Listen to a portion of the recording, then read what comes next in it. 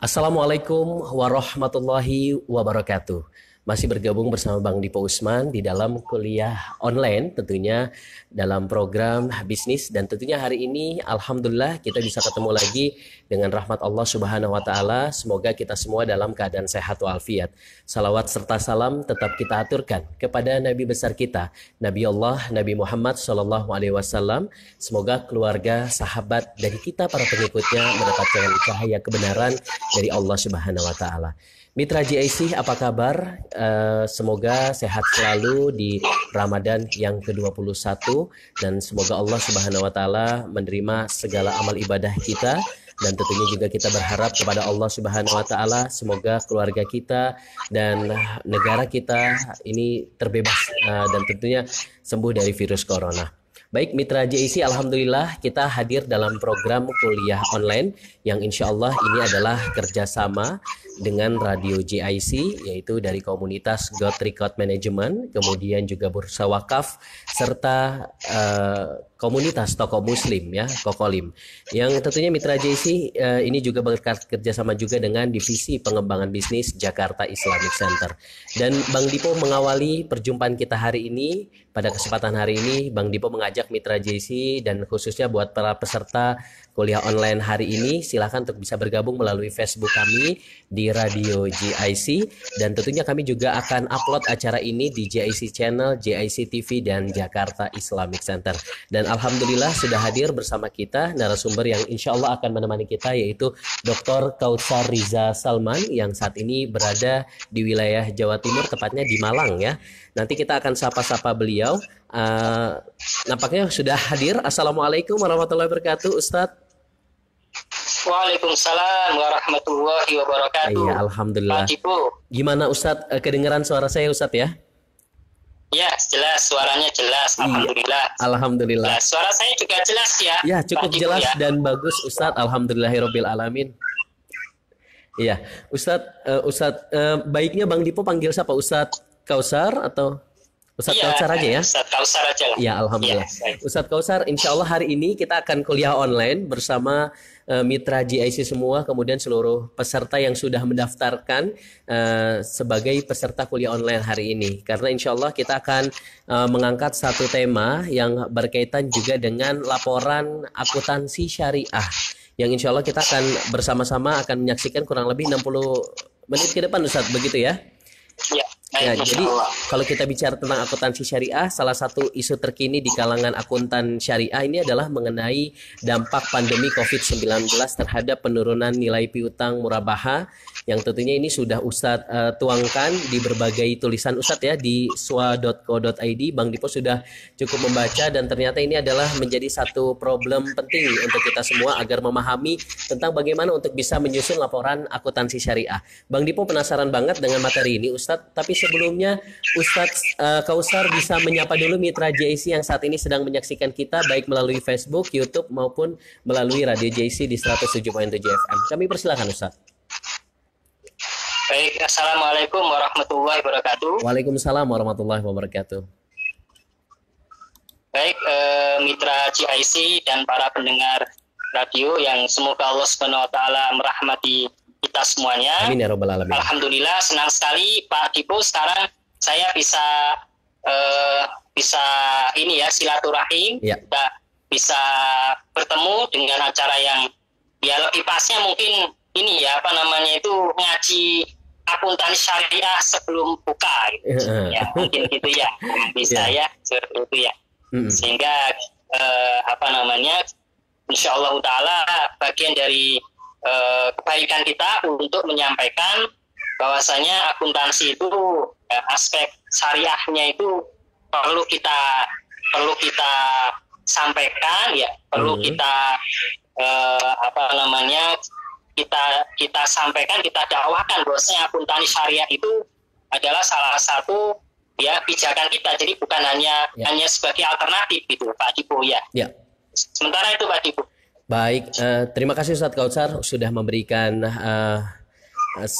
sedikit opening yang insya Allah kita akan membahas mengenai kerangka dasar penyusunan dan penyajian laporan keuangan syariah. Yang pasti kalau kita bicara tentang akuntansi syariah, yang di benak kita kan agak gini Ustadz, aduh akuntansi agak susah ya. Bagaimana kita insya Allah pada kesempatan hari ini di kuliah online kali ini, kita mencoba untuk menjelaskan tentang ini Ustadz ya, kerangka dasar penyusunan dan penyajian laporan keuangan syariah dengan lebih mudah dipahami oleh masyarakat kita. Karena ini kan amat penting, terutama bagi bendahara mungkin kalau di sekitaran kita gitu ya, agar bisa memahami tentang hakikat akuntansi syariah. Boleh Ustadz langsung saja dimulai pada kesempatan hari ini, dan kami juga Mitra JC mengundang Anda, kita menayangkan slide. Jadi buat Mitra JC bisa langsung bergabung melalui Facebook Radio GIC, dan para peserta bisa disimak karena kita menampilkan slide-slide yang ada di sebelah kiri atau di sebelah kanan dari Mitra JC, penampilan layar mengenai kerangka dasar penyusunan dan penyajian laporan keuangan syariah. Kami persilakan Dr. Kautsar Riza Salman pada hari ini 14 Mei 2020. Kami persilakan. Baik, terima kasih Pak Dipo. Jadi para pendengar radio yang saya banggakan, saya muliakan, semoga dirahmati Allah Subhanahu wa taala. Jadi kerangka dasar penyusunan dan penyajian laporan keuangan syariah ini adalah fondasi dasar kita ya untuk belajar tentang akuntansi syariah. Jadi sebelum kita masuk pada akad-akad syariah yang lebih detail terkait dengan beberapa ya perlakuan akuntansi ya, maka kita harus paham dulu ya apa itu kerangka dasar penyusunan dan penyajian laporan keuangan syariah. Jadi di kerangka dasar penyajian penyusunan dan kerangka dasar penyusunan dan penyajian laporan keuangan syariah ini diatur ya beberapa poin penting berkaitan dengan tujuan ya, tujuan, kemudian ruang lingkup ya, kemudian juga dibahas terkait dengan siapa saja yang termasuk dalam pengguna laporan keuangan syariah, kemudian juga paradigma. Ini yang penting Pak Dipo ya. Jadi paradigma transaksi syariah itu yang membedakan transaksi syariah dengan transaksi konvensional ya. Kemudian juga berkaitan dengan asas. Jadi transaksi syariah itu harus terpenuhi beberapa asas. Jadi ada 5 asas yang nanti perlu disampaikan. Kemudian juga terkait dengan karakteristik ya, karakteristik transaksi syariah. Apa saja karakteristik transaksi syariah itu? Sehingga basicnya itu ya, karena kita bicara accounting ya, akuntansi syariah, maka basicnya transaksi. Karena semua jurnal ya, semua laporan itu dasarnya dari transaksi. Maka transaksinya itu harus mengandung asas dan karakteristik ya. Kemudian apa itu tujuan laporan keuangan syariah itu juga dituangkan ya di kerangka dasar penyusunan dan penyajian laporan keuangan syariah.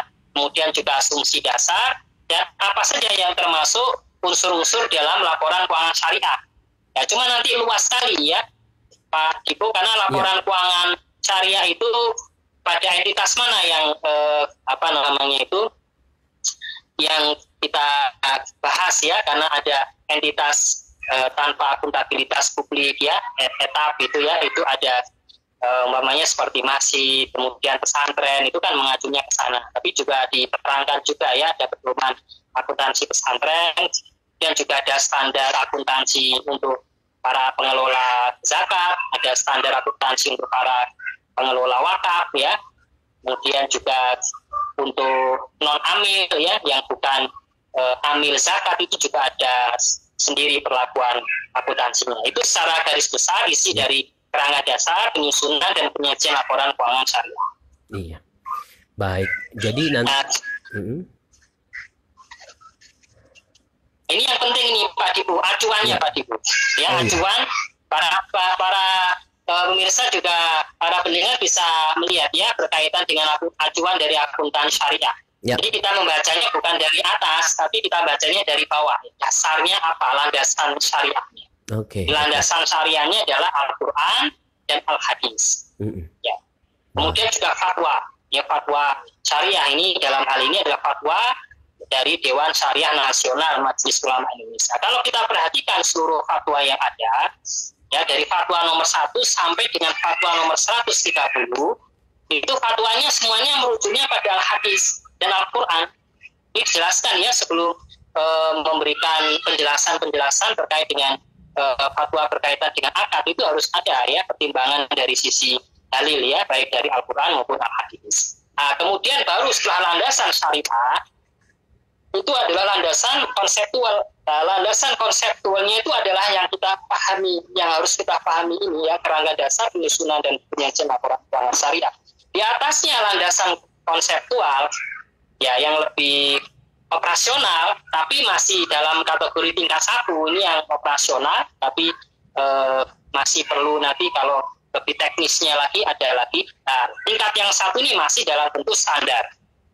Ya, standar akuntansi syariah, kemudian ada interpretasi standar akuntansi syariah, ya, atau bisa juga standar akuntansi keuangan yang umum, ya, yang diacu, ya, misalnya SHK 45 ya terkait dengan untuk organisasi nirlaba ya, itu dipakai untuk ya masih pesantren itu menggunakan SHK 45 ya, SHK terkait dengan organisasi nirlaba juga berkaitan dengan SHK etapa entitas tanpa akuntabilitas. Kemudian di atasnya lagi di tingkat yang kedua itu ada yang lebih teknisnya lagi, yaitu dalam bentuk misalnya buletin teknis. Ya, ada syarat teknis itu diatur. Ada juga pedoman, ya, pedoman atau praktek akuntansi industri misalnya, ya, yang sudah ada ini adalah pedoman akuntansi pesantren. Ya, ini ini bulan Mei tahun 2018 ya, pedoman akuntansi pesantren ini disusun oleh Bank Indonesia dan bekerja sama dengan Ikatan Akuntan Indonesia untuk memberikan panduan ya berkaitan dengan penyusunan laporan keuangan di pondok pesantren. Kemudian juga ada pedoman akuntansi perbankan syariah Indonesia ya, PAPSI, itu juga masuk pada tingkat yang kedua. Sedangkan untuk tingkat yang ketiga itu lebih praktis lagi ya, lebih teknis lagi ya. Itu berkaitan misalnya ada buku ajar ya, buku teks ya, yang saya juga tulis buku teks atau buku ajar berkaitan dengan akuntansi perbankan syariah, akuntansi syariah, kemudian juga pajak untuk entitas syariah, seterusnya, atau hasil-hasil riset empiris. Ya, kemudian juga ada artikel-artikel ya, baik artikel di jurnal-jurnal atau artikel di media massa dan juga pendapat dari para ahli. Kemudian itulah yang itu acuan dari akuntansi syariah yang membedakan ya dengan kalau di prinsip-prinsip akuntansi syariah yang berterima umum yang sebelah kanan ya, namanya kasat, prinsip akuntansi syariah yang berterima umum, sedangkan yang GAAP ya, General Accepted Accounting Principle untuk standar-standar akuntansi umum, tapi itu juga sebagian digunakan. Sebagian juga digunakan. Itu awalan dulu Pak terkait dengan acuan dari akuntansi syariah. Iya. Jadi kalau kita bisa disimpulkan Ustadz Kausar, bahwa kalau syariah itu yang kurang lebih yang ada GASAP ya Ustadz ya, General Accepted Syariah Accounting Principle. Sedangkan yang akuntansi umum yang bertuliskan berwarna merah gitu ya, atau mungkin bagi Mitra JC yang melihat di sebelah kiri. Oh, itu mungkin yang membedakan antara landasan syariah dengan landasan syariahnya Ustadz ya, untuk akuntansi syariah dengan akuntansi yang konvensional. Baik. Ya, salah satu gini Pak Kipu ya, misalnya terkait dengan dalil di Al-Quran itu kan dijelaskan misalnya dalil berkaitan dengan wa ahallallahu al-bai'a wa harrama riba. Allah menghalalkan jual beli dan Allah mengharamkan riba, jelaskan dalam hadis, di dalam Al-Quran. Kemudian di dalam ayat Al-Quran yang lain juga, ya ayyuhalladzina amanu idza tadayantum bidainin ila ajalin musamman faktubu. Hai orang-orang yang beriman, jika kalian bertransaksi ya secara tidak tunai ya, utang piutang, maka catatlah. Itu bagian dari dalil-dalil yang ada di dalam Al-Quran yang terkait dengan akad syariah ya, tergantung nanti akad jual beli apa gitu ya yang digunakan. Tapi ini adalah kemudian al-hadis ya, misalnya dijelaskan hadis yang mengatakan innamal bai'u antarodin, innamal bai'u antarodin, sesungguhnya akad jual beli itu hanya atas dasar sukarela, yang nggak boleh ada paksaan. Ya, maka ini menjadi dasar ya dalam setiap akad ya, dasar itu kemudian dituangkan ya dalam bentuk fatwa, dan juga nanti ketika fatwanya sudah ada kemudian baru disusun dalam bentuk standar akuntansi keuangan, yang nanti standar akuntansi keuangan menjadi acuan dari para entitas syariah. Oke. Itu Pak Ibu. Ya, silakan Ustadz. Bagaimana untuk mengenai fatwa MUI mengenai akuntansi syariah? Apakah memang ini sudah sudah dipelajari betul? Karena Bang Dipo baru tahu juga gitu. Ternyata selain ada akuntansi konvensional juga ada akuntansi syariah. Nah, dari fatwa MUI-nya gimana Ustadz? Boleh disampaikan Ustadz? Baik, ini menarik ya, karena perkembangan dalam fatwa Dewan Syariah Nasional ya, MUI itu sampai sekarang ada 130 fatwa ya. Nah, kemudian terkait dengan standar akuntansi, maka standar akuntansi keuangan syariah harus ya mengacu pada fatwa yang ada. Okay. Dan sebelum diterbitkan standar akuntansi keuangan, namanya PSAK 102 ya, berkaitan dengan standar akuntansi murabahah itu sebelum dipublish ya, sebelum diterbitkan, itu harus ada ya kesesuaian dengan fatwa yang terkait. Okay. Fatwa-fatwa yang terkait dengan SAK itu yang nanti dikaitkan kesesuaian ya antara standar dengan fatwa-fatwa, artinya tidak ada penyimpangan dan sesuai dengan fatwa. Baru kemudian setelah dapat surat dari MUI ya, baru kemudian diterbitkanlah PSAK terkait. Oke, jadi perjalanan PSAK syariah itu cukup lumayan Ustaz ya, sampai membutuhkan 6 langkah tadi yang tadi sudah disampaikan sampai akhirnya terbitlah gitu Ustaz ya, akuntansi syariah gitu. Sebetulnya ini menurut saya ini ya, kita masih harus memperbanyak lagi standar akuntansi keuangan. Okay. Karena memang bisnis itu juga semakin lama semakin berkembang ya. Kalau kita lihat sejarahnya, sejarah akuntansi syariah ya, sejarah akuntansi Islam ya, itu sudah berlaku jauh ketika masa Nabi Muhammad dan juga masanya para sahabat, dan bahkan sudah sangat maju ketika di Bani Abbasiyah. Itu sudah lengkap itu, baik praktek akuntansi di pemerintahan ya pada saat itu ya, ada jurnal, sudah ada laporan ya, ada buku besar, ada buku pembantu, ada laporan keuangannya, itu sudah lengkap semuanya. Bahkan berkaitan dengan sejarah akuntansi Islam itu sebetulnya jauh lebih dulu daripada tulisan Lukas Pacioli ya, terkait dengan akuntansi double bookkeeping itu ya.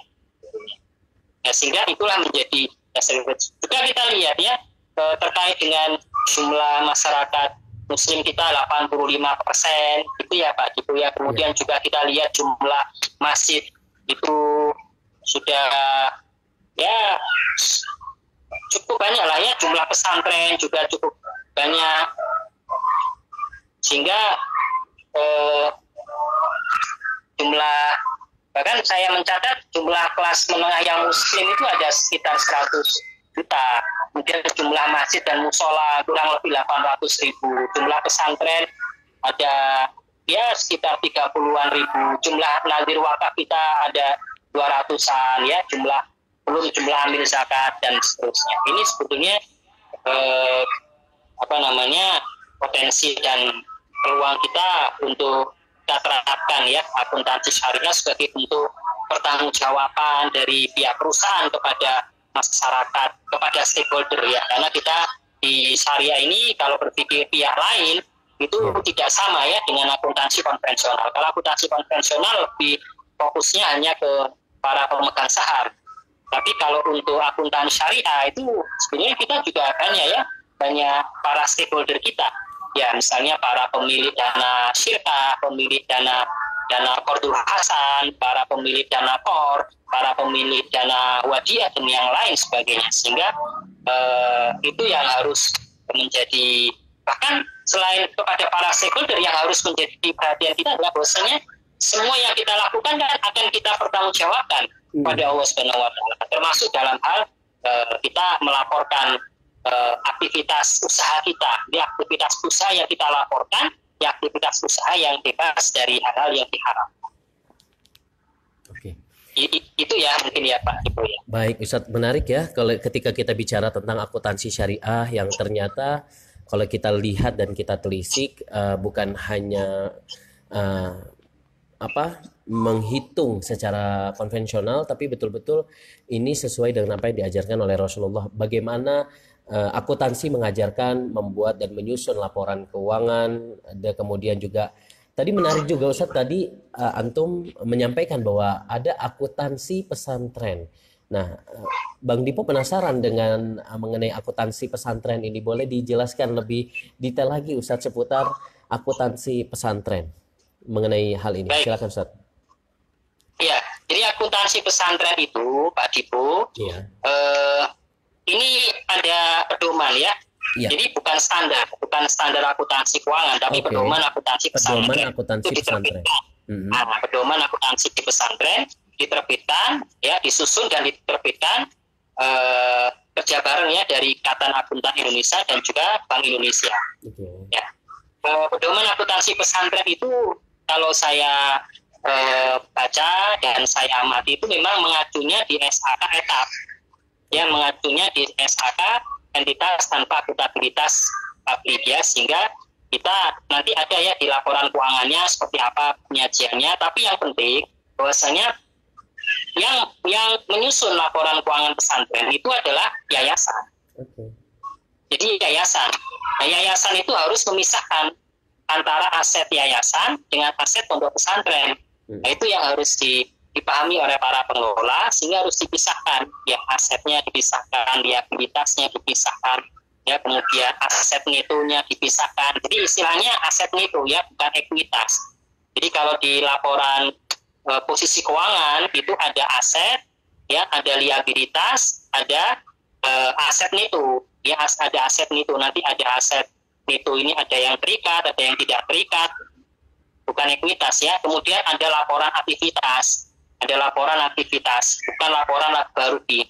Itulah yang membedakan antara akuntansi syariah untuk entitas sosial ya dengan akuntansi konvensional.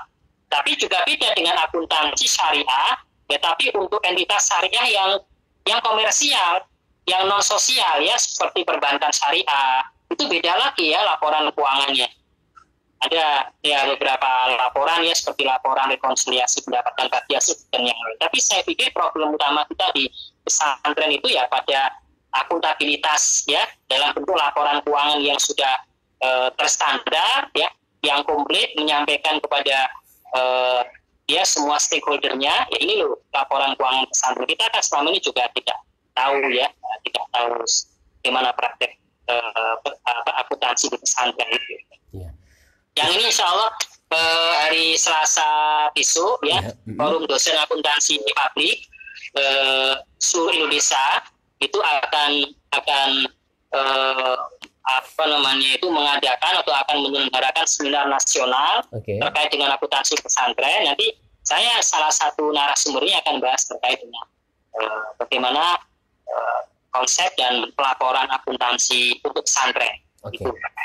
Baik, menarik mengenai pedoman akuntansi pesantren, bahwa tadi sudah diberikan sedikit penjelasan mengenai apa sih inti dari pedoman akuntansi pesantren, bagaimana keuangan pesantren itu memang harus juga dipisahkan ya Ustaz, agar bisa lebih mengaturnya dan kita juga bisa lebih memahaminya antara rekening misalnya yayasan untuk mengaturnya dengan yang lain.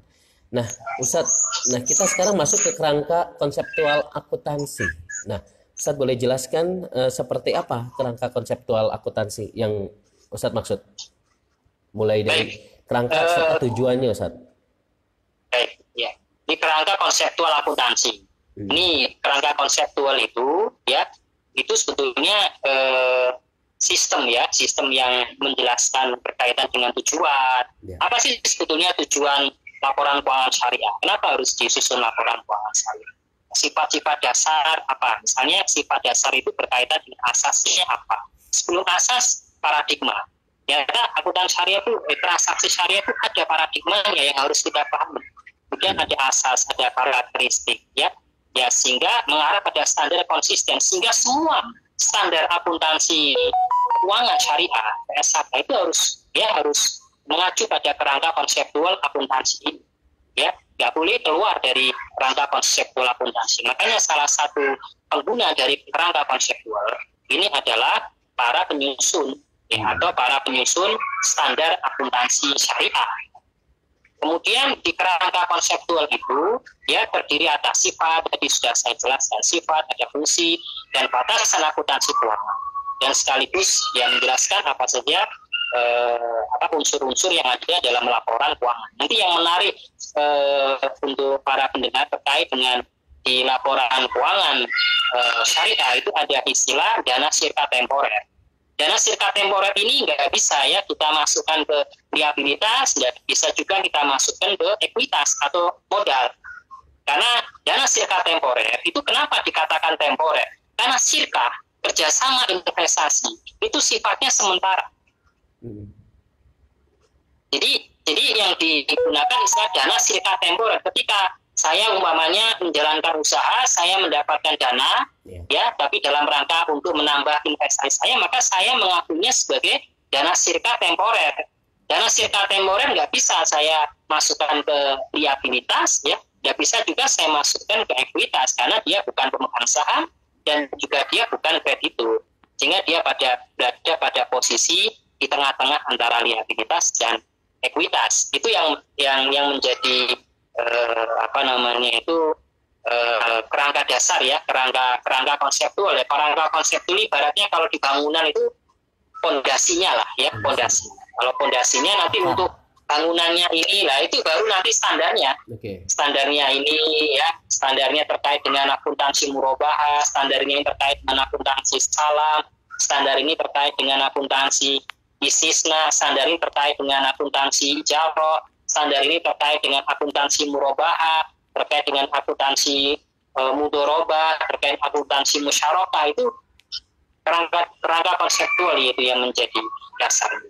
Iya, Ustadz, artinya sebelum kita belajar tentang akuntansi syariah, seseorang yang ingin serius di bidang ini memang harus mempelajari tentang ini, Ustadz, ya, ilmu-ilmu muamalah gitu, Ustadz.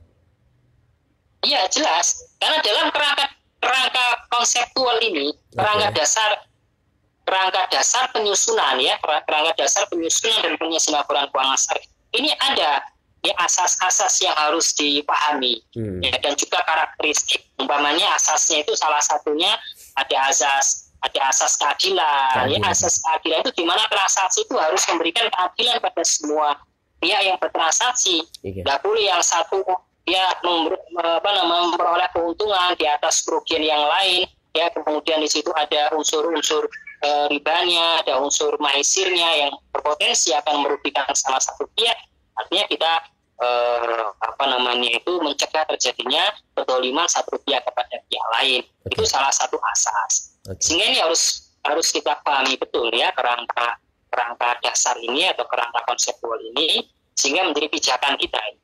Ya, kerangka dasar. Karena kerangka dasar ini juga acuannya adalah pada Al-Quran, acuannya pada Al-Hadis, dan juga acuannya pada fatwa-fatwa Dewan Syariah Nasional. Oke, baik. Jadi sudah mulai tergambarkan bagaimana kerangka konseptual akuntansi. Nah, lalu pertanyaannya setelah kita mengikuti kerangka yang tadi sudah Ustadz sampaikan, Ustadz Salman sampaikan, Ustadz Kausar sampaikan, apa sebenarnya tujuan utama kita mengikuti ataupun belajar akuntansi syariah itu sendiri, Ustadz? Tujuan utama bagaimana penyusunannya dan kemudian auditornya. Nah, ini gimana, Ustadz?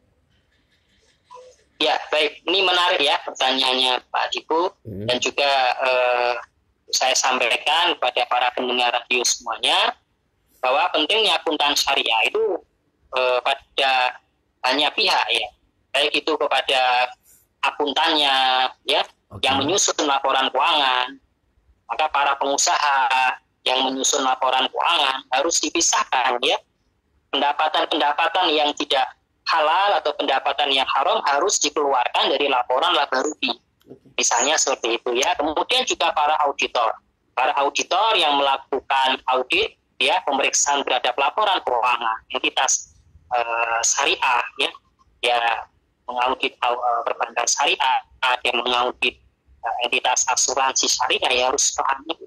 Dia mengaudit laporan keuangan amil, mungkin mengaudit laporan keuangan nazir, wakaf, ya harus paham itu semua. Kemudian juga selain itu tentu dibutuhkan juga pada para pengguna laporan keuangan yang lain, karena sifat akuntan syariah itu kan sebetulnya lebih kepada pengungkapan yang sifatnya harus pengungkapan penuh, ya, full disclosure dan juga social disclosure juga, dimana perusahaan itu dia memberikan informasi keuangan yang lengkap, ya, yang didasarkan pada data yang valid kepada para stakeholdernya. Para stakeholdernya itu sangat banyak kalau di laporan keuangan syariah. Ada stakeholdernya juga sudah saya sampaikan tadi. Misalnya ada para pembayar zakat, ya, pada para penerima zakat, dan juga stakeholdernya pada pemberi dana port, kemudian juga pada pemberi dana syirkah temporer, kemudian juga misalnya pada para pengguna yang lain. Itu banyak ya untuk pengguna laporan keuangan syariah. Sehingga ya itulah pentingnya kita belajar akuntan syariah, ya, pentingnya kita untuk mempelajari itu dan kemudian kita praktekkan, ya, bagi para pengusaha praktekkan akuntan syariah, bagi AMIM ya coba mengacu di PSAK 109, ya, para pengurus wakaf, ya, pengelola wakaf mengacu pada PSAK 112 mulai ya untuk menyusun sesuai dengan standar akuntansi, karena akan lengkap itu penyajian laporan keuangan jika mengacu pada standar yang ada. Okay. Baik Ustadz, saya juga ingin bertanya mengenai problem solving masalah akuntansi syariah yang belum ada standarnya. Artinya saat ini memang belum ada standar yang baku ya Ustadz ya mengenai hal ini. Ya, terkait dengan standar akuntansinya sebagian ada sampai sekarang. Ya, standar akuntansi keuangan yang menjelaskan tentang akuntansi akad syariah itu ada 12 standar. Itu belum dihitung dengan kerangka, ya, kerangka konseptual. Kerangka konseptual sendiri sudah ada. Kemudian PSAK 101 terkait dengan penyajian laporan keuangan syariah. Kemudian ada PSAK 102 terkait dengan akuntansi murabahah. PSAK 103 terkait dengan akuntansi salam. PSAK 104 akuntansi istisna. PSAK 106 yaitu banyak, termasuk pedomannya, termasuk pedoman akuntansi pesantren, termasuk pedoman akuntansi perbankan syariah Indonesia. Itu juga lebih teknis, ya, bedanya kalau pedoman dengan standar. Kalau pedoman itu dari mulai menjelaskan terkait dengan pengakuan, pengukuran sampai disajikan laporan keuangan. Tapi kalau standar misalnya berkaitan dengan akuntansi amil, ya, itu memang ada, ya, sudah sekali yang dijelaskan terkait dengan laporan keuangan amil. Tapi akuntansi untuk akadnya, misalnya akad terkait dengan sewa, itu nanti laporan keuangannya mengacunya di PSAK 101, ya, yang membahas tentang penyajian laporan keuangan syariah. Oke, baik. Nah, Ustadz, selanjutnya mengenai ruang lingkup dari akuntansi syariah itu seperti apa, Ustadz? Ruang lingkup dari apa yang tadi sudah disampaikan oleh Pak Dr. Kautsar.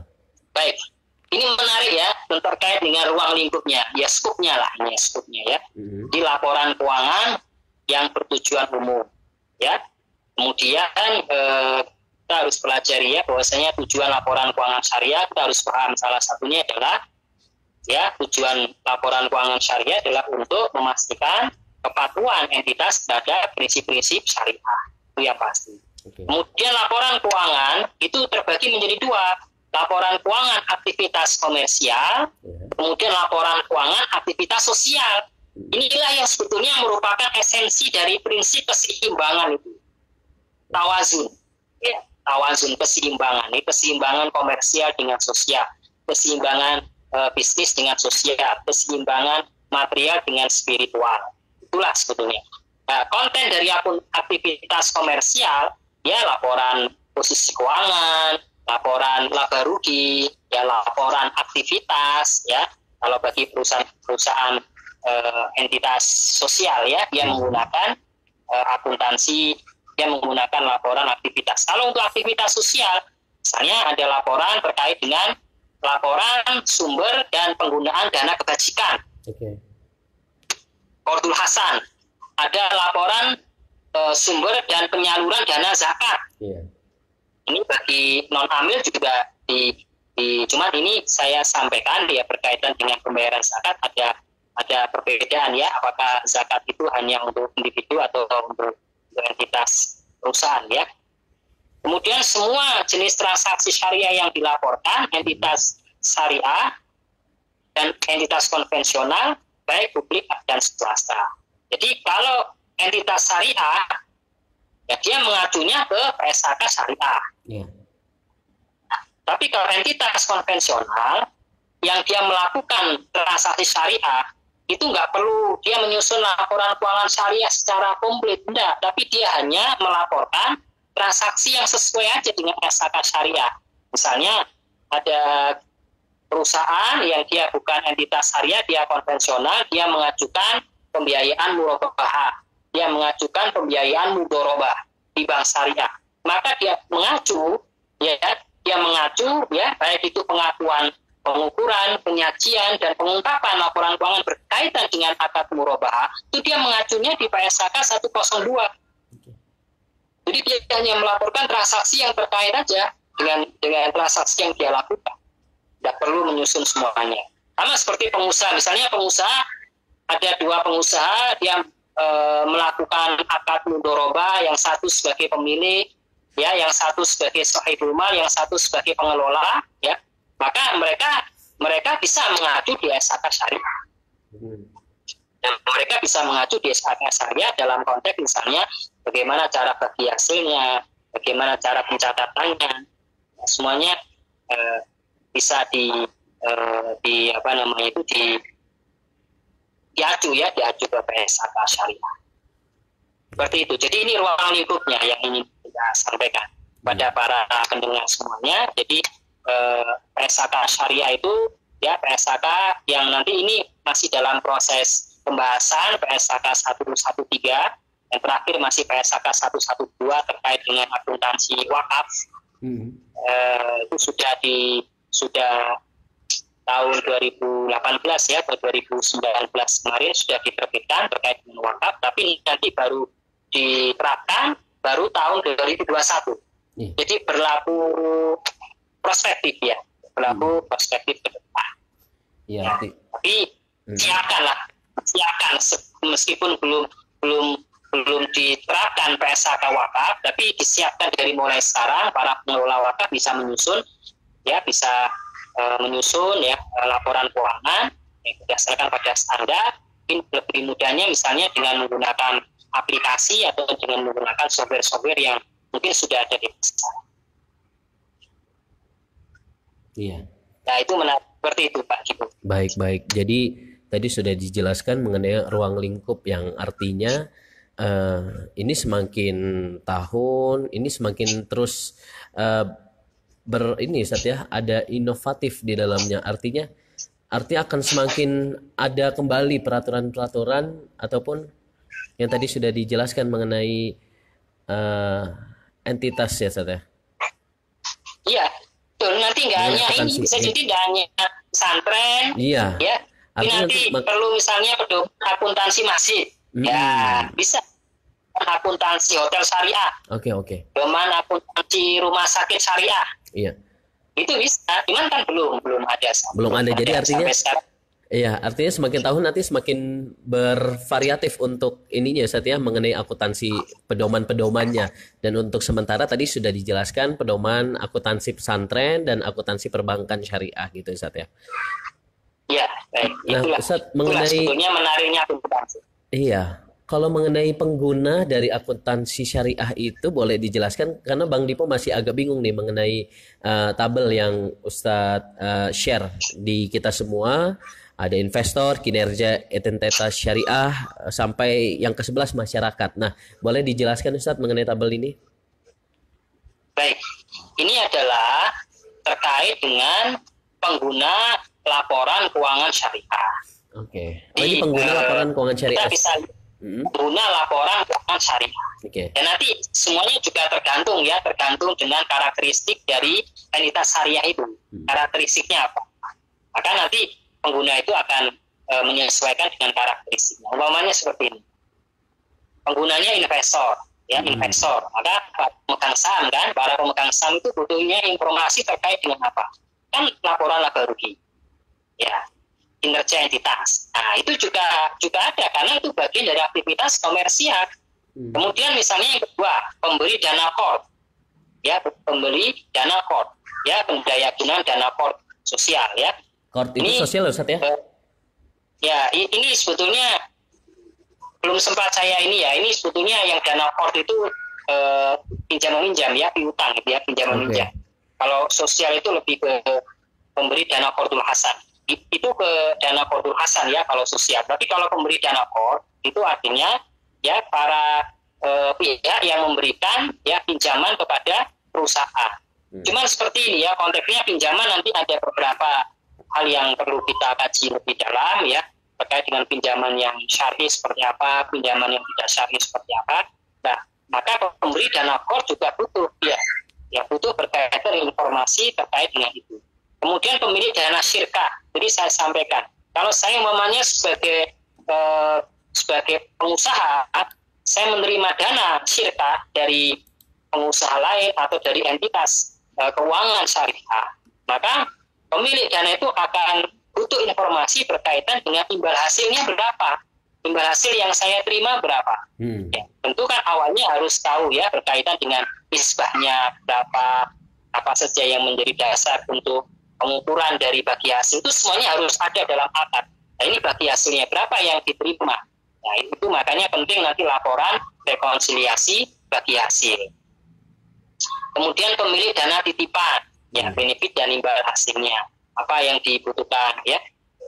Kemudian pembayar dan penerima zakat, infak, wakaf, zakat, infak, sedekah dan wakaf, ziswaf, para pembayarnya ya, musyafinya, kemudian penerimanya, mustahiknya, bagaimana penyalurannya. Mereka juga ingin tahu bagaimana penyaluran dana zakat, infak, sedekah dan juga wakaf. Kemudian juga pengawas syariah, dewan pengawas syariah, membutuhkan informasi berkaitan dengan ya nanti melakukan terkait dengan review kepatuhan syariah ya dari aktivitas usaha di entitas tadi dengan fatwa-fatwa Dewan Syariah Nasional. Kemudian juga para pengguna yang lain, kalau itu hampir sama ya, kayak karyawan, pemasok, pelanggan, ini hampir sama dengan yang ada di laporan keuangan umumnya ya, laporan keuangan konvensional. Oke, Seperti baik. itu. Banyak kan, seperti itu kan kita bisa lihat para penggunanya banyak. Itulah yang harus dipenuhi ya berkaitan dengan kebutuhan pengguna laporan keuangan. Ya ini sangat pas ya Tat ya di di 10 malam terakhir di bulan suci Ramadan ya. Kita harus betul-betul paham betul bagaimana kita bisa menggunakan dana yang ada dan bisa menyusun laporan keuangan sesuai dengan syariah. Ada pembayaran dan penerima ziswaf, ini juga amat sangat penting ya untuk para pengurus masjid terutama yang bagian amil. Jadi kalau hijau itu artinya itu kebutuhan informasi. Adapun yang poin 7 sampai poin 11 dari karyawan sampai masyarakat ini yang kebutuhan informasinya itu adalah laporan keuangan syariahnya itu Ustaz ya. Kebutuhan informasinya ya. Yang 7 sampai 11 saya Ustaz. beri warna hijau itu yang 2 sampai 6 yaitu nggak ada di pengguna laporan keuangan konvensional. Jadi itu hanya ada pada pengguna laporan keuangan syariah. Ya tentunya yang saya sampaikan tadi sesuai dengan karakteristik entitas syariahnya. Karakteristiknya apa? Umpamanya misalnya adalah para laporan keuangan untuk amil, maka yang membutuhkan adalah pihak pembayar dan penerima juga ya zakat, infak, sedekah, termasuk juga pengelola wakaf ya, maka pengguna informasinya adalah pembayar dan penerima wakaf. Ya. Baik, Ustadz, mengenai proses dari akuntansi syariah itu seperti apa Ustadz? Boleh dijelaskan? Baik, ini kita perlu tahu dulu ya, proses akuntansi secara umum itu dari awalnya dari transaksi ya. Transaksi itu kenapa dikatakan transaksi ya, karena bisa dikuantifikasikan ya, transaksi apapun bisa dikuantifikasikan, maka transaksi ekonomi, maka kemudian baru catat ya, itu ada masuk perlakuan akuntansi, apakah itu berkaitan dengan pengakuan, pengukuran ya, kemudian penyajian dan pengungkapan ya, kemudian baru terakhir nanti akan disajikan laporan keuangan. Ini kan proses akuntansi secara umum. Tapi kalau berkaitan dengan proses akuntansi syariah, maka yang harus ditekankan pada dasarnya ya, itu adalah transaksi syariahnya itu. Di transaksi syariah yang dilakukan itu harus berdasarkan pada prinsip-prinsip syariah. Itu yang diatur di kerangka dasar tadi. Jadi tidak boleh transaksi syariah yang di situ mengandung unsur riba, yang mengandung unsur borornya, mengandung unsur maisirnya, ya. Kemudian setelah transaksi syariahnya clear, yang dijadikan sebagai dasar pencatatan, maka baru masuk ke perlakuan akuntansi. Perlakuan akuntansinya itulah yang mengacu kepada PSAK terkait dan juga mengacu kepada pedoman. Jadi yang nggak diatur di PSAK, misalnya pesantren ya, maka mengacunya di pedoman akuntansi pesantren dan juga mengacunya dia pada SAK etap. Nah, nanti baru dihasilkan laporan keuangan berdasarkan pada PSAK 101. Ya, boleh misalnya perbankan syariah mengacunya di PSAK 101. Asuransi syariah itu mengacunya di PSAK 101. Laporan keuangan amil zakat itu mengacunya di PSAK 109. Laporan keuangan asuransi syariah mengacunya di PSAK 108. Laporan keuangan pondok pesantren mengacunya di pedoman akuntansi pesantren. Ya, seperti itu cara membaca dari proses akuntansi untuk syariah, mulai dari transaksi sampai dengan laporan keuangan SHK berdasarkan pada SHK. Nanti akan lebih jauh apa itu transaksi syariah, itu yang penting terkait dengan prosesnya dulu. Iya. Jadi transaksi syariah ini adalah transaksi yang dilakukan berdasarkan prinsip syariah dan dalam hal proses perlakuan serta laporan keuangannya ini harus mengacu kepada tadi aturan yang ada, Ustadz ya? Iya, harus mengacu ke standar akuntansi keuangan. Iya, artinya nanti akan juga mengacu ke pedoman. Ini akan semakin berkembang karena masih banyak lagi yang belum diatur ya, Ustadz ya? Iya. Mulai dari tadi seperti masjid belum gitu ya, sementara kan belum. Mudah-mudahan ini terus semakin berkembang, Ustadz ya, bagaimana Islam memberikan solusi dalam hal ini mengenai laporan keuangan syariah itu sendiri. Nah, Ustadz, mengenai alur dari akuntansi syariah itu seperti apa, Ustadz, mengenai transaksi syariah dan fasilitas syariah? Entitas syariah maksud kami, Ustadz. Baik, ini ya. Jadi yang PSAK syariah, di PSAK syariah itu dari PSAK 101 ya sampai dengan PSAK 10112 dan juga saya kaitkan dengan pedoman akuntansinya, maka itu terbagi menjadi dua. Yang pertama itu ya akuntansi berkaitan dengan transaksinya atau bahasanya akad atau bahasa sederhananya kontrak berdasarkan pada kontraknya. Ya, PSAK yang mengatur itu ada akuntansi murabahah, ya, kemudian akuntansi salam, ya, akuntansi istisna, akuntansi mudharabah, musyarakah. Mudharabah, musyarakah itu investasi atau pembiayaan.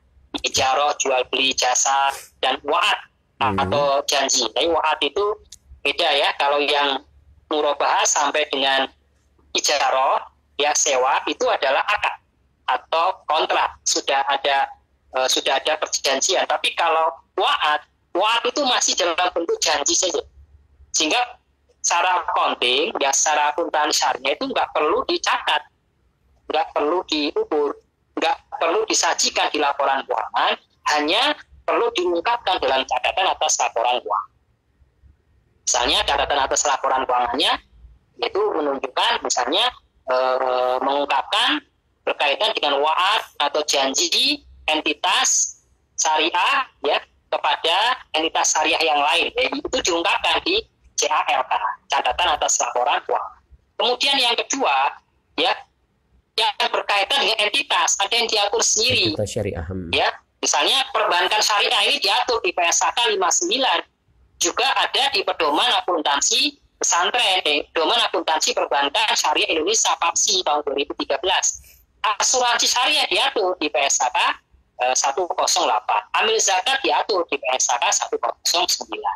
Penerbit dan investor suku diatur di PSAK 110.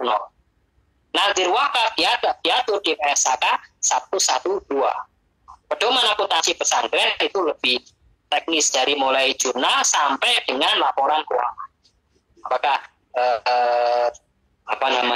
pedoman tadi bisa diterapkan atau masih membutuhkan ya pendampingan, ya membutuhkan adanya seminar atau workshop mungkin perlu ya, karena pedoman itu kadang-kadang juga kalau tidak dibaca oleh orang accounting itu juga kadang khawatirnya nanti akan menimbulkan ya kekeliruan atau kesalahan dalam penyajian laporan keuangan syariah. Iya Ustadz, artinya kalau kita bicara tentang entitas syariah itu sendiri, dari penjelasan lebih terperinci sebenarnya ada ya Ustadz ya kegiatan-kegiatan semacam workshop gitu kepada para yang ingin mendalami mengenai akuntansi syariah gitu Ustadz ya. Seperti nanti Ustadz akan mengisi di pedoman pesantren gitu. Iya. Gitu ya. Jadi kalau di tingkatan profesi, ya, kalau di tingkatan profesi itu kita di Ikatan Akuntan Indonesia, yaitu kita rutin menyelenggarakan workshop. Ya. Kita rutin menyelenggarakan workshop series, ya. Jadi workshop series akuntan syariah mulai dari kerangka dasar, kemudian fikih muamalah sebagai dasar dari penerbitan kerangka dasar, kemudian masuk kepada transaksi syariah, kemudian juga pada entitas syariah. Itu secara rutin kita lakukan ya, sebagai bentuk kepedulian kita, sehingga masyarakat menjadi lebih kenal, ya, lebih tahu, dan yang penting adalah mereka bisa mempraktekkan PSAK syariah itu, ya, sehingga juga nanti akan memberikan kemanfaatan pada pihak lain, karena kita juga sebagai perusahaan tentu telah memberikan jasa ya, kontribusi kepada masyarakat, demikian juga masyarakat memberikan kontribusi pada perusahaan, sehingga ya kita harus memberikan informasi yang selengkap-lengkapnya kepada para stakeholder kita. Ya, artinya, itu yang penting. Iya, artinya Mitra JC bisa harus selalu update ya mengenai hal ini gitu ya, akuntansi syariah Ustadz ya. Jadi menarik Ustadz ya mengenai akuntansi syariah, karena memang slide kita juga cukup banyak. Jadi kita agak di ini aja saat kita lebih membahas kembali setelah tadi sudah dijelaskan mengenai akuntansi syariah. Nah, selanjutnya mengenai paradigma transaksi syariah juga Ustadz. Nah, boleh dijelaskan kembali, kalau tadi kan kita sudah bicara tentang kerangka, tujuan, tentang akuntansi dan laporan akuntansi syariah. Nah, sekarang adalah transaksi syariah Ustadz. Di hadapan kita semua Mitra JC ada layar. Di sini ada al-falah, kesejahteraan hakiki secara material dan spiritual. Nah, boleh dijelaskan Ustadz mengenai hal ini.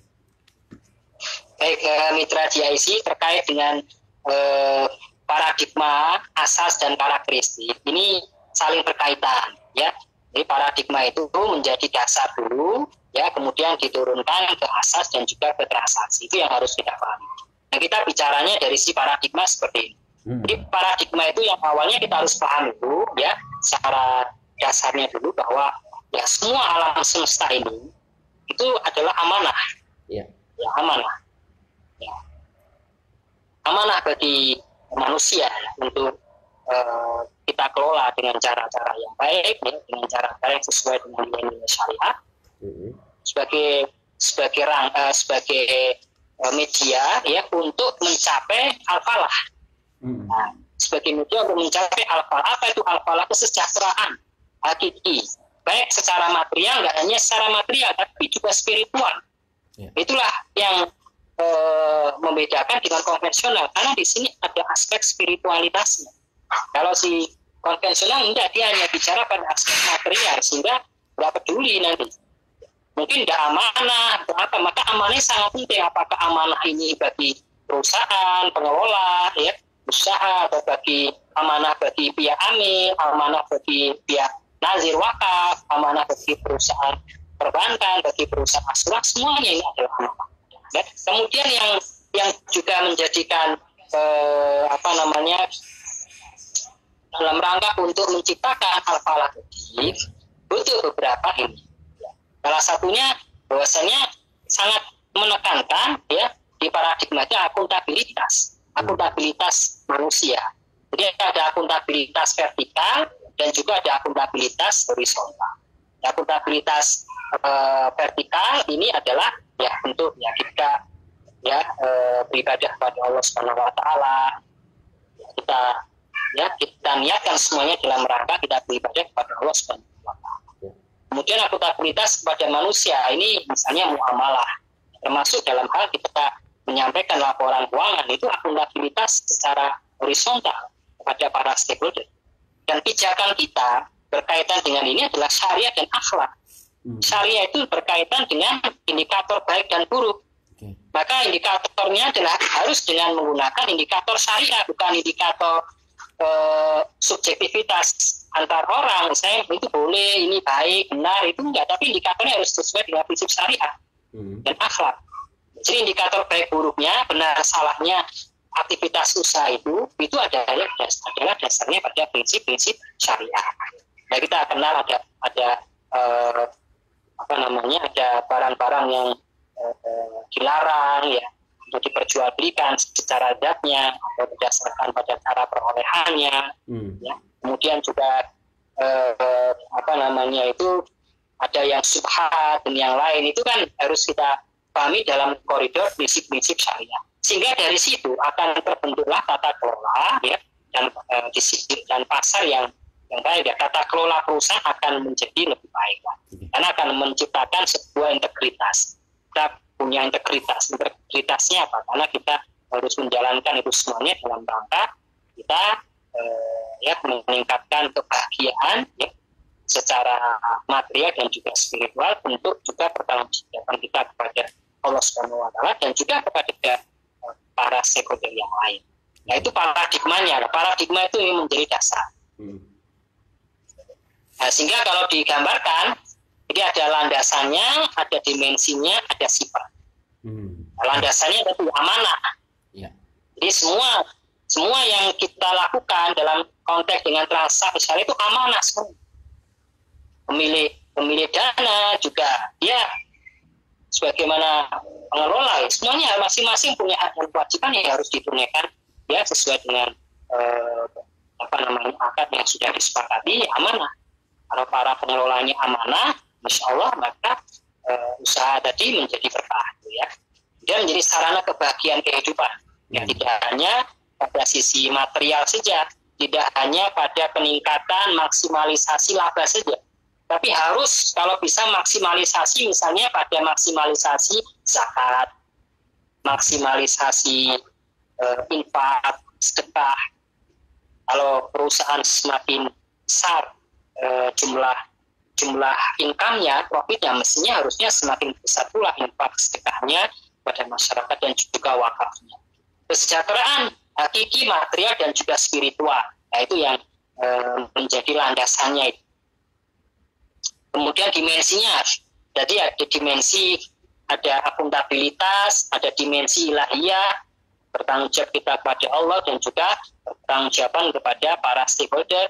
Tidak memandang apakah itu para pemegang saham saja, tapi juga pada semua stakeholder, maka harus diberikan porsi yang seimbang. Ya, kalau kita misalnya lebih mengutamakan pada satu pihak saja, maka setidaknya kita akan berbuat kedoliman pada pihak yang lain. Jadi semuanya harus kita tempatkan sesuai dengan tempatnya. Itu juga dikaitkan dengan asas keadilan. Kemudian syariah dan akhlak. Syariah misalkan memerintahkan wa halallahu al-bai'a wa harrama riba. Syariah memerintahkan untuk membolehkan jual beli dan mengharamkan riba, maka lakukan itu. Jelas, ini sudah jelas perkaranya, mana yang halal, mana yang haram, maka lakukan yang halal, tinggalkan yang haram. Itu kan syariah bunyinya seperti itu. Akhlak yang baik juga bagian dari adab ya. Baik, pokoknya baik dan buruk, benar dan salah harus parameternya dari syariah. Sehingga akan membentuk ya integritas itulah yang akan membentuk tata kelola yang baik. Ya, dan pasti dan disiplin pasar. Kalau semuanya pada paham ya berkaitan dengan fikih muamalah. Makanya tadi saya sampaikan fikih muamalah itu sebagai dasar ya dari paradigma transaksi syariah ini, dasar dari perangkat dasar itu ya pemahaman terkait dengan fikih muamalah. Kemudian sifat, ya tentuan syariah hukum Islam berlaku dan mengikat dalam kegiatan muamalah bagi pelaku dan stakeholder yang bersedia mengikat.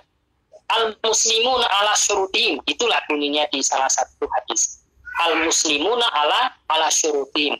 Orang-orang yang muslim itu terikat dengan perjanjiannya. Jadi kalau dia sudah mengikat perjanjiannya, berarti mengikat. Ketika misalnya dia akhirnya melakukan kesalahan atau dia melakukan kelalaian yang disengaja atau kesalahan yang pelanggaran dalam kontrak, maka yang terjadi akadnya bisa batal. Karena dia sudah melakukan perbuatan-perbuatan yang sudah melanggar kontrak atau kesepakatan. Itulah sebetulnya pemahaman kita berkaitan dengan perikatan akad. Iya, baik. Dia juga saling menguntungkan, sinergis, harmonis, ya, nggak boleh kita terima untung di atas penderitaan orang lain, di atas kerugian orang lain. Harus sama-sama bersinergi. Seperti misalkan mudoroba, itu kan bersinergi. Iya. Kalau cuma orang yang punya modal saja, dia punya modal tapi dia nggak punya skill, maka nggak akan jalan, nggak akan bisa berputar modalnya. Orang yang punya skill nggak punya modal, ya gimana dia mau memulai usahanya? Wong dia nggak ada dana untuk beli aset non kasnya lah, beli peralatan lah. Sehingga itulah pentingnya ya sifat dari transaksi syariah itu adalah saling menguntungkan, sinergis dan juga harmonis. Karena kita bersaudara.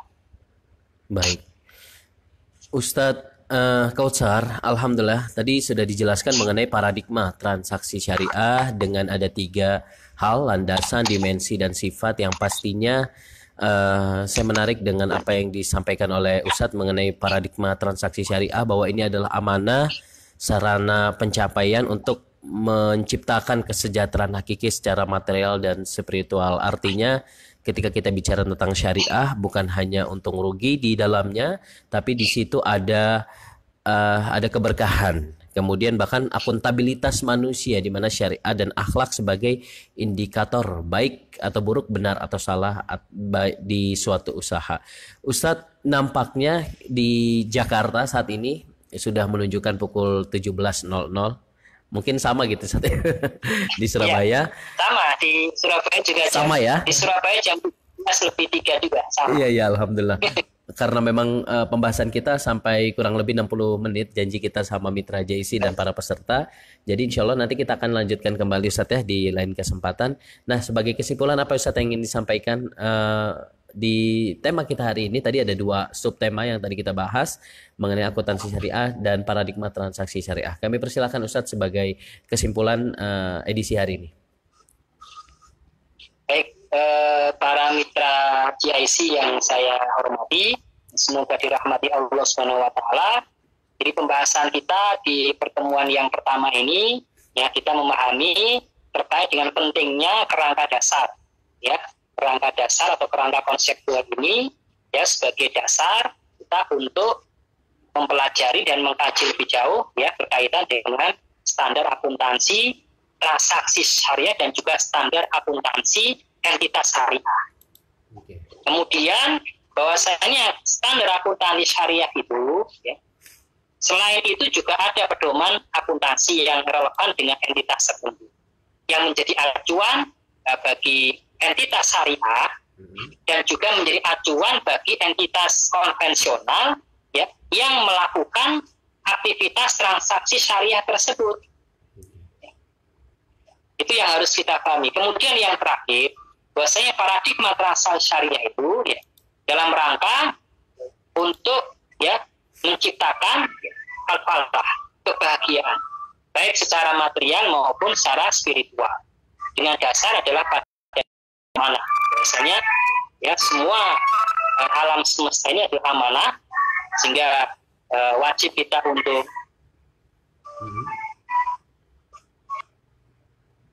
Halo, Sat? Halo? Iya, baik, tadi sudah dijelaskan mengenai kesimpulan oleh Ustadz Kautsar Riza Salman dan Mitra JIC. Alhamdulillahirrahmanirrahim, kita sudah di sesi terakhir pada kesempatan hari ini. Terima kasih banyak untuk Anda Mitra, terkhusus para peserta gitu ya yang sudah mendaftarkan di website kami, dan tentunya ini adalah kuliah online. Dan insya Allah kita akan ketemu lagi di lain kesempatan dengan tema yang berbeda yang tadi sudah disampaikan mengenai kerangka dasar penyusunan dan penyajian laporan keuangan syariah. Sebenarnya masih banyak lagi materi Mitra JC yang akan dibahas, tapi karena memang waktu membatasi kita pada kesempatan hari ini, jadi buat Anda Mitra JC yang menginginkan materi tersebut, silakan Mitra JC tulis di kolom komentar.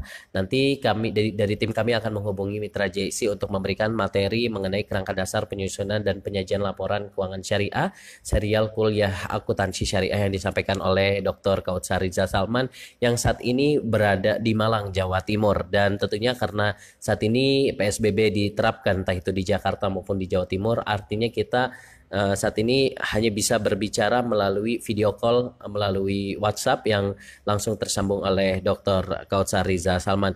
Kami juga ucapkan terima kasih kepada Divisi Bisnis Jakarta Islamic Center Radio JC, Suara Peradaban Islam Jakarta, Gatrikot Manajemen, dan Kokolim Komunitas Tokoh Muslim yang sudah menyelenggarakan kuliah online pada kesempatan hari ini menjelang berbuka puasa. Dan insya Allah kita akan ketemu lagi di lain kesempatan, dan terima kasih banyak atas kebersamaan kita hari ini. Terima kasih juga kepada Ustadz Wisnu Budi Prihatin dan Bapak Jatmiko yang tentunya sudah menyelenggarakan juga kuliah online hingga saat ini. Yang pastinya saat ini sudah terputus bersama Dr. Kautsar Riza Salman yang sudah bergabung hari ini. Insya Allah kita akan kembali di lain kesempatan. Akhirnya saya Bang Dipo Usman pamit undur diri dari ruang dengar Anda. Billahi taufik wal hidayah. Wassalamualaikum warahmatullahi wabarakatuh.